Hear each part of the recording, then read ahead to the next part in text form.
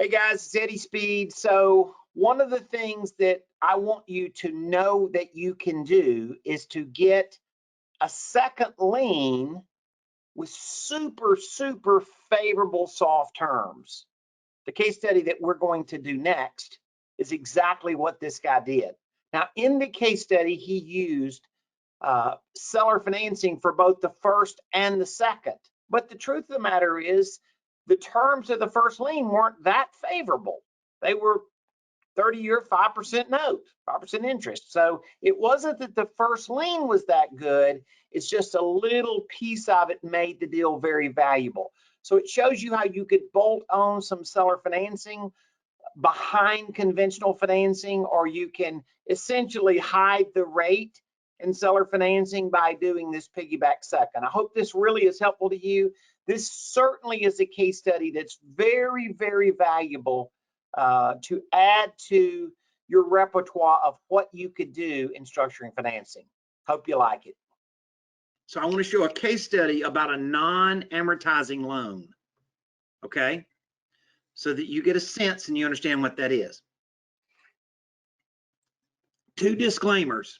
This guy doesn't buy near as many houses as every one of you on this call, okay? So he's not the ninja, but to me, he is a ninja. Right? I see him, he's a NoteSchool guy. He was a real estate investor, had a day job, left his day job. I see him at some event and he says, Eddie, I'm got the best thing ever happened to me. I'm getting married. He said, the bad news is I can't buy a house because I've left my company position and I'm not bankable. Not bankable, yep. And I said, dude, that has got to be the best thing that could have ever happened to you. And of course, you know, that's contrarian position. And like, so he's like, what do you mean? And we talked through it and he got, so he did he scraped a list and went with a free and clear list. This is a free and clear property.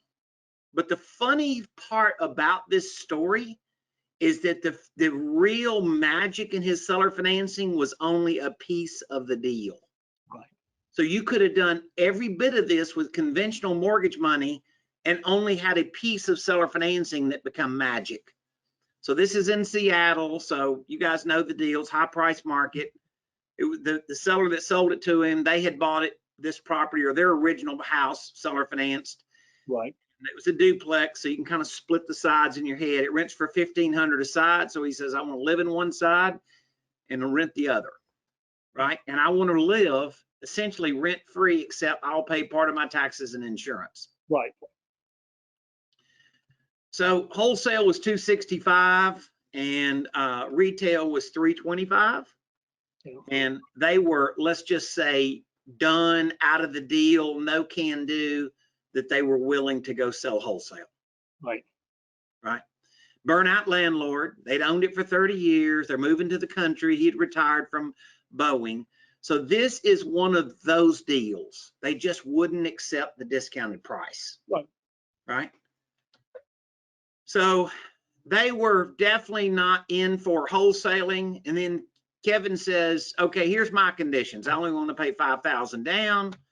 I only want my payment to be $1,400 a month or less. And I want my term to be at least 30 years. Right. Well, Kevin says, those are my conditions. He says, but here's the deal. My seller has made their own conditions other than price, and they want $325, and they insist they get 5% interest on their seller finance loan. Right. Okay. So how he came to me was he came to me and he says, Eddie, we're at an impasse. And I said, okay. And he, you know, he kind of unfolded the story like we've discussed. And he says, they're okay with my 5,000 down. By the way, people seller financing, we think they want a lot of money down because they're trying to like make sure we're not going to run off. Right. My life experience is they want a lot of money down because they have a use for the money. Well, and that, Eddie, that goes right back to the piece that, you know, some people have a real estate, or some people have a money problem. The other people have a real estate problem. And this guy, he just had a real estate problem. Yeah. And once again, we hear things, and I know a lot of you guys really well, so we hear things in there, and it sounds like, you know, they're really focused on this or that. Because this, I like this story for this reason. So he said, if I do 320, Eddie, and I run the math, he said it just doesn't work. Math out. He said he said my payment's $1,717, and the math won't work. So I've done this case study in classes, and, you know, Joe had the room full of engineers in there and stuff. And of course, you know, all the engineers. There's always a solution, right? Oh yeah, Eddie, what you need to do is to tell him to lower the interest rate. Right. Right. And of course, you know, he, in a pretty animated voice, says, they won't do it. I've tried like 10 times. So, you know, he tried the obvious. Or we right? could give them less money, right? So he says, this is our impasse. And I said, okay, I got it. And this is very common. I see this. I think pretty much all the case studies I'm going to have today are going to have something like it. It looks like the wall, and you got to figure out the maneuver around the wall, right? On the top, over the bottom, something. So I said, okay, Kevin, here's a simple thing to do. And this is exactly what I'm always going to tell you guys. If you're putting conventional mortgage money in the deal, just figure out what's affordable. Right. So he did. So he backs into it. 265% is $1,395 on a 30-year AM. Right. They're perfectly okay with that, except for what? The difference. Yeah. And I said, okay, well, Kevin, this is how you solve your problem. And I did that. And I did it kind of jacking with him. Okay. I mean, I know this young man well. And he's like, I'm like, okay, well, that kind of just solves your problem. And he says, well, what do you mean? What do you mean it's solving a problem? So I'm kind of laughing with him. So I said, okay, well, then just do a second note, 60,000, and do a 0-0. Do 0 interest, 0 payment. Make it due in 15 years. So anyway, he went out and made the offer, and he came back. Now, by the way, when I say a second note, we don't mean a second lien. It was an unsecured note. Right. So AKA air note. Yeah. So he came back and he said, Eddie, they never even stuttered. Now I had to, but now when I told him to make this offer, what do you guys figure the objection was? Like, from his head, what would be the objection? It's 0% still. I won't be getting a payment, you know? 0% interest. And what they say they wanted, Joe? 5%. And he said they won't take 4.5. Right. I mean, he says, I'm down at the point. If I said, Kevin, calm down, dude. All you got to do is make sure they understand you only need a reprieve on the interest for a little piece of this deal. That's right. I said, you're paying them the 5% on most of what they're financing. In other words, I did not separate them from their 5%. I just took a piece of their amount they're financing and set it aside and say, this is the only part we need a real reprieve on. Right. Right. By the way, he lost his nerve. He told him 10 years. Right.